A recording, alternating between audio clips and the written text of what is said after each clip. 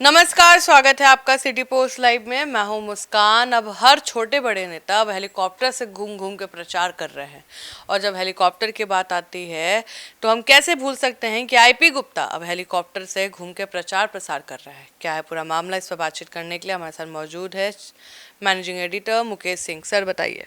देखिए, आईपी गुप्ता किस तरीके से एंट्री किए। गांधी मैदान को पहले भर दिया और अपने ताती ततमा पान समाज का नाम लेकर के वो महानायक बन गए एक झटके में। और बिहार की सियासत में इतनी तेजी से कोई नेता इतना तेवर में, इतने रंग में नहीं आया।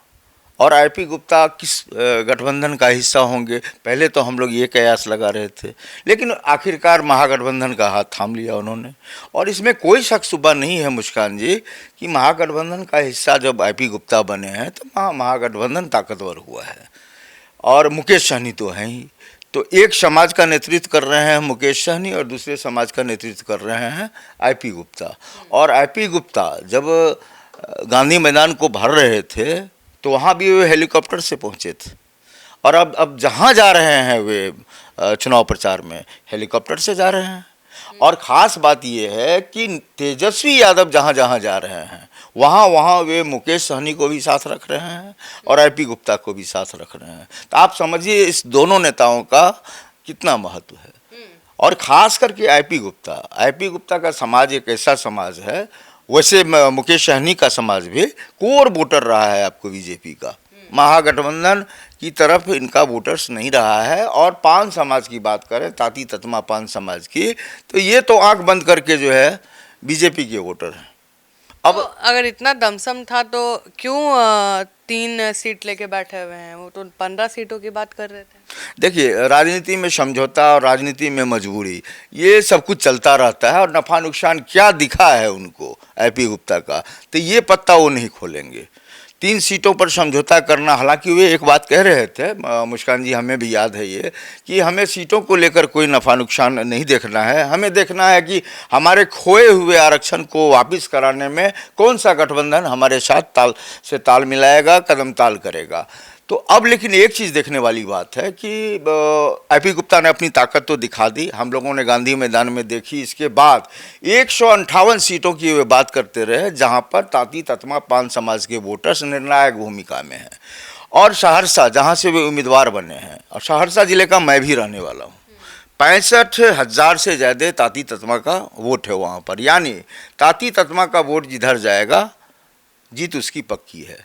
अभी बीजेपी के वहाँ से विधायक हैं जो पूर्व मंत्री भी रहे हैं, डॉक्टर आलोक रंजन। तो वहाँ का समीकरण कुछ ऐसा है कि ताती ततमा पान समाज जो है, हमने पहले भी कहा और आप भी जानती हैं कि ये कोर वोटर्स हैं आपको बीजेपी के, और बीजेपी के प्रत्याशी भी हैं। और ये तीसरी दफ़ा वे जीतना चाहेंगे, 2 बार वे विधायक रहे हैं। और समीकरण पूरी तरह से देखें तो चूँकि अभी महागठबंधन को बहुत ज़रूरत है आईपी गुप्ता की, सभी सभाओं में ले जा रहे हैं तेजस्वी यादव उनको, वे अपने क्षेत्र पर समय नहीं दे पा रहे हैं। और सहरसा के जो जिलाध्यक्ष हैं आपको भाजपा के, वे भी ताती ततमा पान समाज के हैं। तो वहाँ देखना है कि कौन कितना वोट को, खास करके ताती ततमा पान समाज के वोट को किसके पाले में ले जाने में सफल होते हैं। देखिए, आप हवाई जहाज़ से आई, आप जो है कोई और बड़े बड़े वाहन से आई गई, ये मायने नहीं रखता है। समाज को भरोसे में कौन ले रहा है, जो ज़्यादा समय देगा समाज पर, समाज उसी का होता है। हालांकि राजनीतिक अगर समीकरण देखें तो वोट की खरीद बिक्री भी अंतिम समय में होती है मुस्कान जी। बिहार की राजनीति बहुत उलझी हुई राजनीति है। साफ साफ कोई नहीं बोलेगा, शाम तक कुछ बोलेगा और सुबह में जा कर के कुछ और कराएगा, मतदान किसी को और कराएगा। तो सहरसा में निसंदेह ताती ततमा समाज का वोट बड़ा फैक्टर है और जीत हार में इस समाज का बड़ा रोल होने वाला है। लेकिन अभी तक ढंग से आईपी गुप्ता अपने विधानसभा पर समय नहीं दे पाए।